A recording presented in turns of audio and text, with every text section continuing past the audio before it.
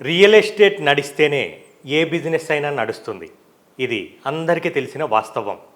గత 2 సంవత్సరాలుగా కొన్ని మీడియా ఛానల్స్ రియల్ ఎస్టేట్ పడిపోయింది, ఢమాలైందనే టైటిల్స్తో సెన్సేషనల్ న్యూస్ ఇస్తూ ప్రజల్ని తప్పుదోవ పట్టించారు.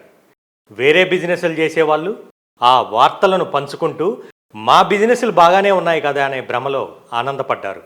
కానీ 2 సంవత్సరాలు గడిచాక నిజం ప్రతి ఒక్కరికి అర్థమైంది.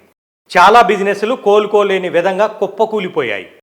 అందరూ పడిపోయిందనుకున్న రియల్ ఎస్టేట్ మాత్రం ఇప్పుడు కోలుకొని ముందుకు సాగుతుంది.